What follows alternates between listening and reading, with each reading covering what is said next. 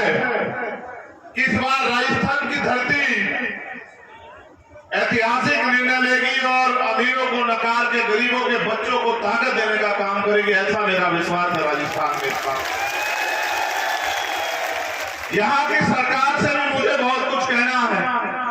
कहना इसलिए है क्योंकि हम लोग प्रदेश की राजधानी में हैं।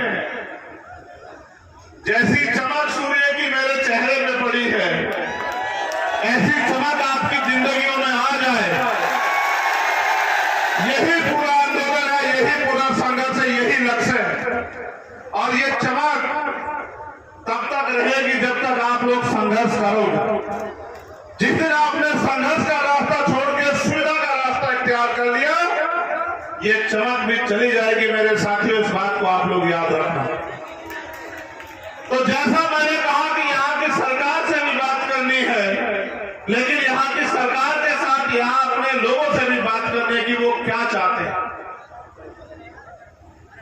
अगर आप इन सरकारों से खुश हो, अगर आप इन सरकारों के कार्यकाल से खुश हो, तो फिर आपको आजाद समाज पार्टी को समर्थन करने की कोई जरूरत नहीं।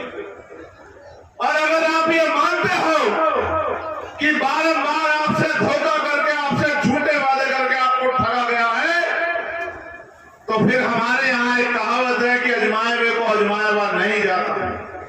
अगर आप मानते हैं कि यहाँ सभी सरकारों ने आपको बेबस, लाचार, गुलाम बनाने का काम किया है, तो मेरे साथियों फिर ऐतिहासिक निर्णय लो। क्योंकि भारत में आज लोकतंत्र है और लोकतंत्र में बहुमत का शासन होना चाहिए। जिनका वोट होना चाहिए उनका राज होना चाहिए। लेकिन वोट यहाँ आपके पास है, राज आपके हिस्से में नहीं आया। आपके हिस्से में आया जुल्म, जाति, बेबसी, लाचारी, अन्याय, अत्याचार और खिलती खाल, लुटती अस्मत, ये आपके हिस्से में आया।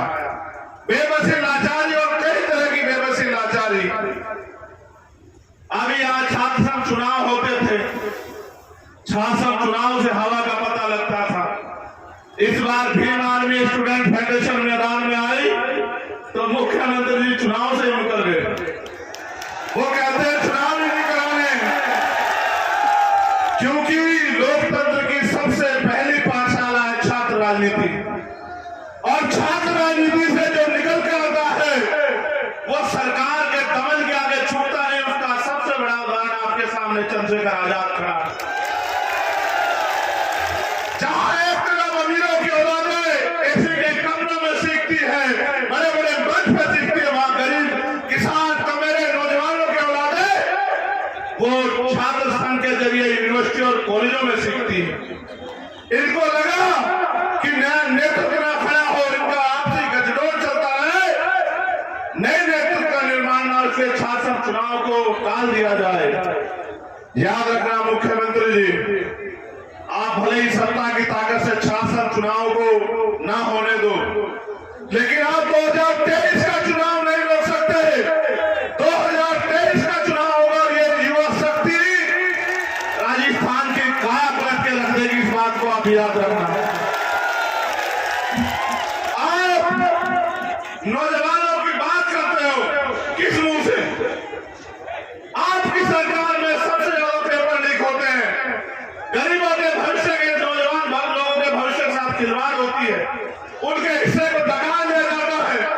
मैंने पहली बार सुना बस में बैठ के पेपर दिए जाते हैं। पेपर लीक इतना बड़े पैमाने पर यहाँ होता है और मुख्यमंत्री जी कहते हैं कानून का राज है।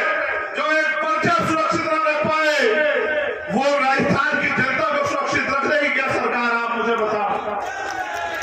ये युवाओं के भविष्य के साथ जो खिलवाड़ चल रहा है, इस ढक्कन को हम लोग बंद करने का काम करेंगे 2023 में। आप लोग इस बात को याद रखना मेरे साथियों। मेरे आज भी याद है, यहाँ की सरकार कहती है जब इनके बड़े नेताओं पर अत्याचार होते हैं या संविधान का हनन होता है, ये कहते हैं कि सरकार, केंद्र की सरकार खराब है, संविधान को नहीं मानती। मैं ऐतिहासिक प्रमाण हूं आपके पास। मैं सीएचए के साथियों की लड़ाई लड़ने आया था, उनका आंदोलन था। से उठा के मुझे सोते हुए को, और सिर्फ मुझे नहीं, मुझे तो आदत है आपकी लड़ाई में हर कीमत चुकाने की, लेकिन जितने भी साथी मेरे साथ आए हुए सबको जेल भेजने का काम किया सरकार का। और लड़ाई सिर्फ उन सीएचए के भाइयों के हक अधिकार की थी। यहां थर्ड ग्रेड टीचर का जो है वो ट्रांसफर नहीं हो रहा, चाहे आशा कार्यकर्ता हो, आंगनबाड़ी हो, सीएचए के भाई हो, थर्ड ग्रेड टीचर हो, सरकारी कर्मचारी हो, तमाम लोग परेशान हैं। अभी मेडिकल के डॉक्टर्स ने धरना दिया, मुख्यमंत्री तानेशाही पे रहे और उनसे कहा नौकरी करनी है करो वरना छोड़ दो। ये अहंकार किस लिए?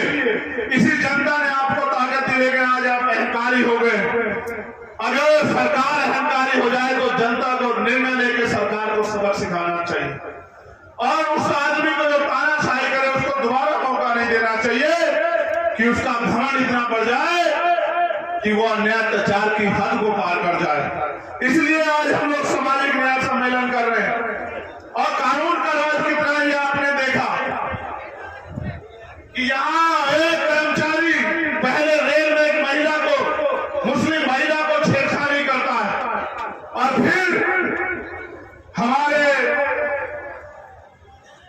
एक देशभक्त एएसआई की जो है टीकाराम मीणा जी की, और उनके साथ अस्कर और तमाम लोगों की, जिनका सगर भाई के मैं घर भी जाऊंगा, वो यही जयपुर के थे उनके आंसू पूछने के लिए, लेकिन उनकी गोली मार के हत्या कर देती है। ये व्यवस्था जो यहाँ राजस्थान में है, और एक सरकारी कर्मचारी की हत्या होती है, शहीद का दर्जा देने के बजाय मुख्यमंत्री जी और उनके नेता बैठ के उस परिवार का मजाक उड़ाते हैं। ये भारत सरकार की सच्चाई है आपके सामने। एक मेरे याद है, आपने ऐसे इतनी बड़ी ताकत में SC/ST की महापंचायत की थी, आपको याद है या नहीं है बताओ? जिस दिन से उन कर्मचारियों ने अपनी मांगों को लेकर SC/ST की महापंचायत की, वो सारे कर्मचारी, मैं जानता हूं कितना उत्पीड़न उन अधिकारी कर्मचारियों का सरकार के लोगों ने किया।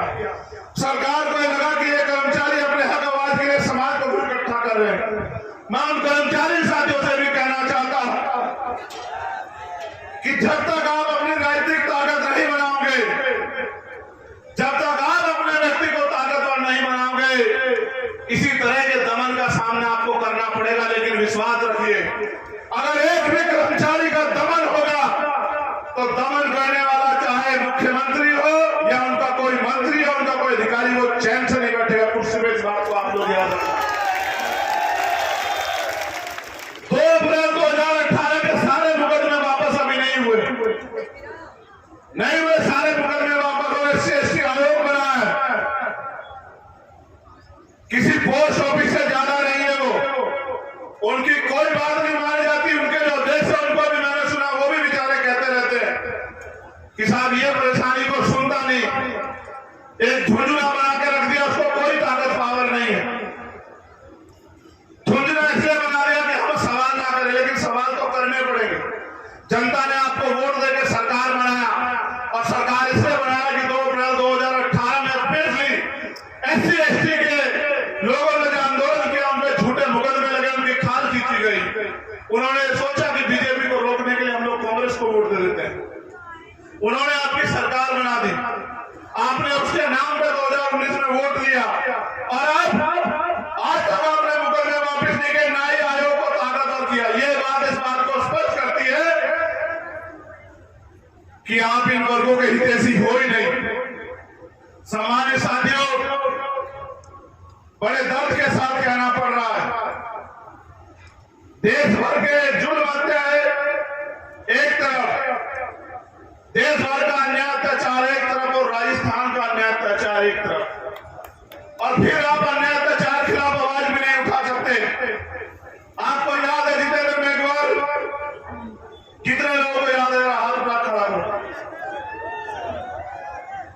आपको याद है इंद्र मेघवाल, आपको याद है कार्तिक भील,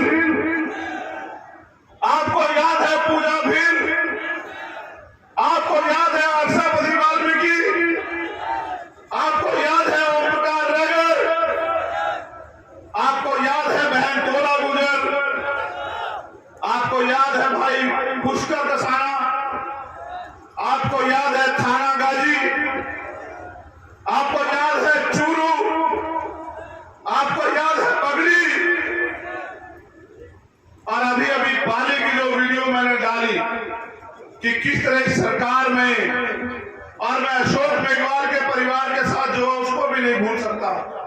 मैंने आपको हर न्याय पंचायत में याद दिलाया, जब भी आपने सामाजिक न्याय सम्मेलन किए मैंने आपको याद दिलाया कि चुन जाति अन्याय अत्याचार के जिम्मेदार हम लोग, और कैसे ये आपको जानना चाहिए। आज आप यहाँ हजारों की संख्या में आए, हम इसलिए जिम्मेदार हैं कि जिस वोट के दम पे हम अपना राज स्थापित कर सकते थे, उस वोट को हमने इनको देने का काम किया, और इन्होंने बदले में जो इनका स्वभाव है, इन्होंने बदले में वही अन्याय अत्याचार जुल्म जाति हमें देने का काम किया।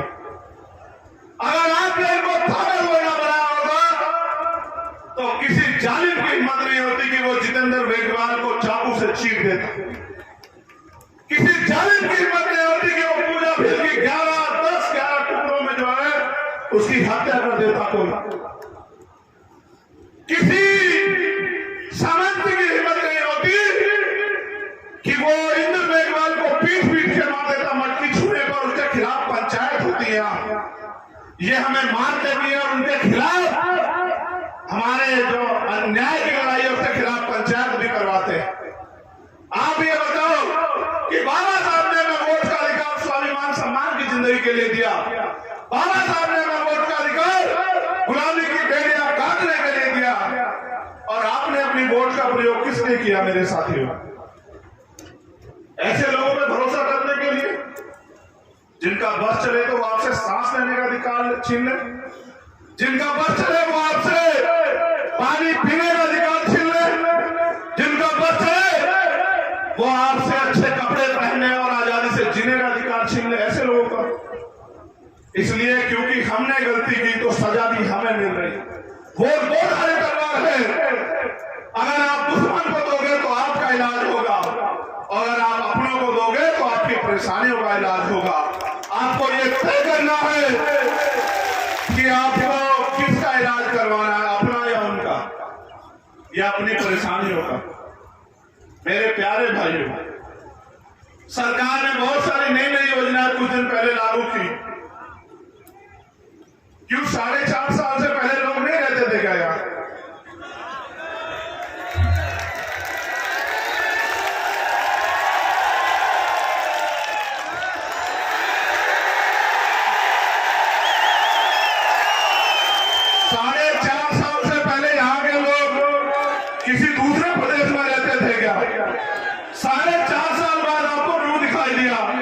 कि यहाँ के लोगों को इन समस्याओं से निजात दिलानी है।